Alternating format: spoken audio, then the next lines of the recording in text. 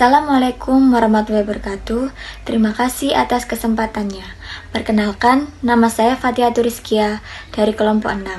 Di sini, saya dan rekan-rekan saya akan mempresentasikan tentang manajemen strategi. Di dalam manajemen strategi ada berbagai macam, yaitu pengertian, tujuan, langkah, alasan, tahap, dan resiko. Di sini saya akan menjelaskan tentang pengertian manajemen strategi. Manajemen strategi adalah proses pengembalian keputusan yang bersifat mendasar dan menyeluruh. Dan selanjutnya akan dilanjutkan oleh rekan-rekan saya. Manajemen strategi mempunyai 4 macam arti. Yang pertama dari Barney, yaitu manajemen strategis dapat dipahami sebagai proses pemulihan dan penerapan strategi-strategi.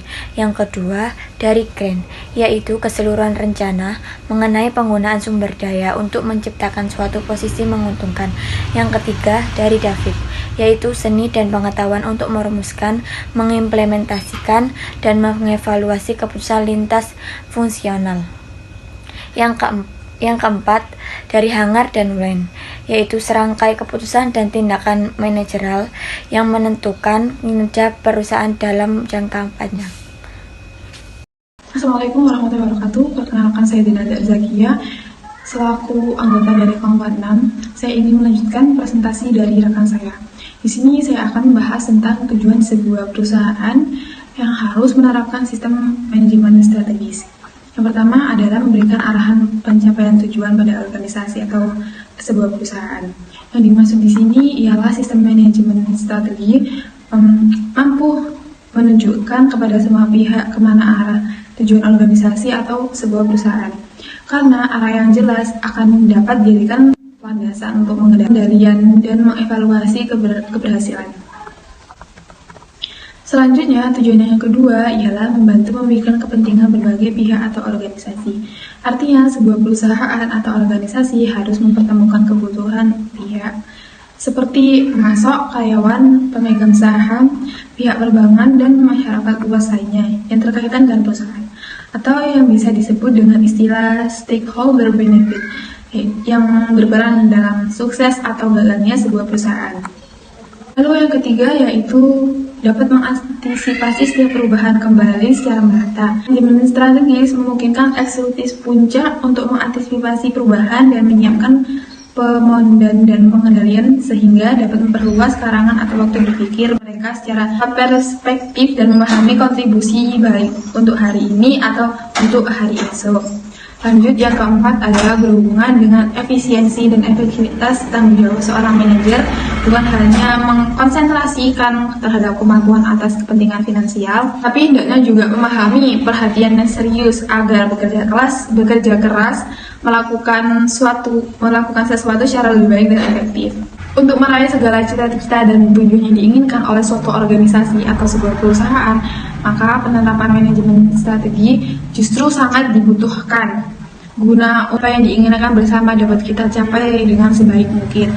Peran manajemen strategi ketika diimplementasikan dalam suatu organisasi, maka setiap unit atau bagian yang ada dalam organisasi tersebut dapat melaksanakan tugas dan tanggung jawab sebaik mungkin.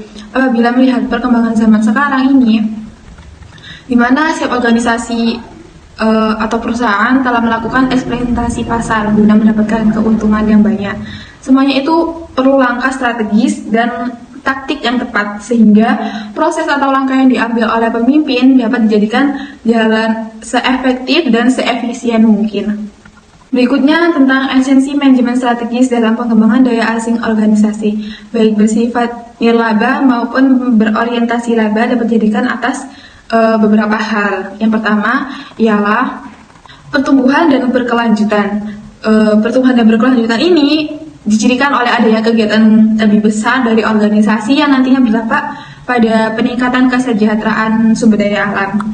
Pencapaian kondisi tersebut didapat dari kerjasama antara individu maupun mewujudkan sinergi perkembangan organisasi sesuai siklus organisasi yang dituju dari faktor internal maupun faktor eksternal yang dipengaruhi oleh perubahan-perubahan baik fundamental, inkremental, dan radikal dari nilai-nilai keinginan konsumen serta persaingan yang ketat dalam kondisi yang mengandung ketidakpastian dan penuh resiko. Lalu yang kedua, berpikir strategis. Berpikir strategis ini bisikan oleh pemahaman tentang pentingnya faktor waktu, proses siklus, dan iteratif. Mengidentifikasi kegiatan yang menjanjikan ke depan yang berbasis pada pemetaan kemampuan yang dimiliki oleh sumber daya alam seperti sumber daya dalam mengidentifikasi kegiatan yang menjanjikan ke depan yang berbasis pada pemetaan kemampuan yang dimiliki oleh sumber daya seperti sumber SDA, SDM, dan SDB. Komprehensif yang memperhatikan faktor-faktor makro seperti politik, ekonomi, teknologi, dan sosial budaya. Di samping itu, upaya pembelajaran organisasi dalam menuju daya asing secara parsial ataupun utuh. Yang ketiga adalah manajemen strategi. Manajemen strategi dalam mengimplementasikannya ditentukan oleh tahapan identifikasi lingkungan internal maupun eksternal, perumusan strategi, implementasi strategi, pemantauan, dan evaluasi strategi.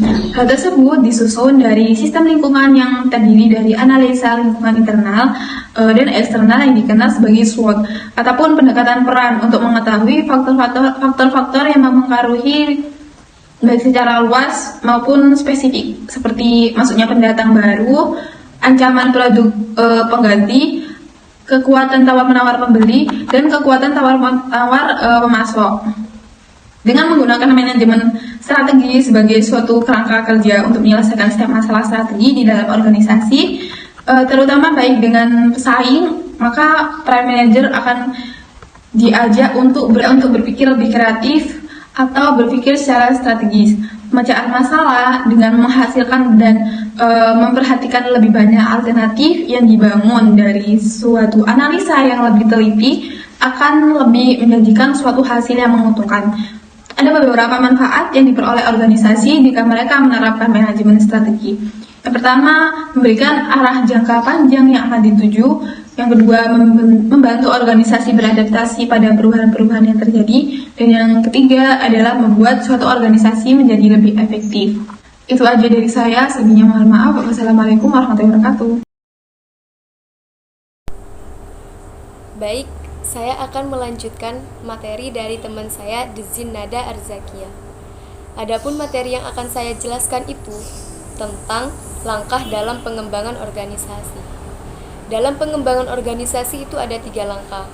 Langkah pertama, kita harus detail mengidentifikasi aktivitas yang perlu dikerjakan baik secara langsung maupun tidak langsung. Langkah kedua, kita mencari keterkaitan dari berbagai aktivitas rantai kegiatan baik antar aktivitas pokok maupun aktivitas penunjang. Langkah ketiga, mencoba mencari sinergi potensial yang mungkin ditemukan di antara output yang dihasilkan oleh aktivitas yang dimiliki oleh organisasi. Lanjut ke materi berikutnya. Ada 3 macam aktivitas mendasar untuk mengevaluasi strategi. Pertama, meninjau faktor-faktor eksternal dan internal yang menjadi dasar strategi. Kedua, mengukur prestasi. Ketiga, mengambil tindakan korektif. Berikut langkah pengembangan organisasi dan aktivitas mendasar untuk mengevaluasi strategi. Untuk materi selanjutnya akan dibacakan oleh teman saya, Ahmad Rifki Alfarisi. Alasan strategi manajemen bagi perusahaan. Yang pertama, memberi arah jangka panjang yang akan ditinjau. Yang kedua, membantu perusahaan beradaptasi pada lingkungan, pada perubahan yang akan terjadi. Yang ketiga, membuat suatu perusahaan menjadi lebih aktif. Yang keempat, mengidentifikasi keunggulan kooperatif perusahaan dalam lingkungan yang beresiko. Yang kelima, aktivitas tumpang tindih akan dikurangi. Yang keenam, keengganan untuk berubah dari karyawan lama dapat dikurangi. Yang ketujuh, keterlibatan karyawan dalam perubahan strategi yang kedepannya akan lebih memotivasi setiap pelaksanaannya. Yang kedelapan, yang terakhir, membuat kegiatan pembuatan strategi akan mempertinggi kemampuan perusahaan atau organisasi agar mencegah timbulnya masalah. Oke, dalam melaksanakan kegiatan manajemen terdapat tahap-tahapnya. Yang pertama ialah perumusan strategi. Perumusan strategi adalah perumusan memilih tindakan utama untuk mewujudkan misi organisasi. Proses ini mengambil keputusan untuk menetapkan strategi, seolah-olah merupakan konsekuensi mulai dari penetapan visi misi sampai terrealisasinya program. Yang kedua, perencanaan strategi. Nah, perencanaan strategi ini juga penting. Langkah pertamanya untuk mengimplementasikan strategi yang telah ditetapkan adalah membuat perencanaan strategi. Inti dari apa yang ingin dilakukan pada tahapan ini adalah bagaimana membuat rencana penetapan sasaran dan rencana kegiatan, program dan anggaran yang benar-benar sesuai dengan arahan, visi, misi, goal, dan strategi yang telah ditetapkan oleh organisasi. Yang ketiga adalah implementasi.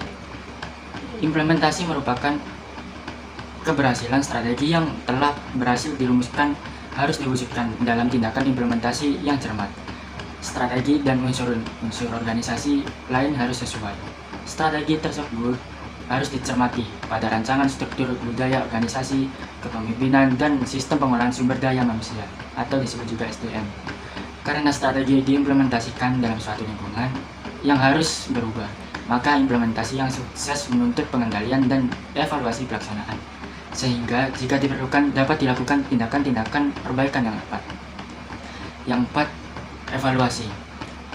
Evaluasi ini juga sangat penting, yang gunanya untuk sebagai proses pemberian nilai berdasarkan data kuantitatif hasil pengukuran untuk keperluan pengambilan keputusan.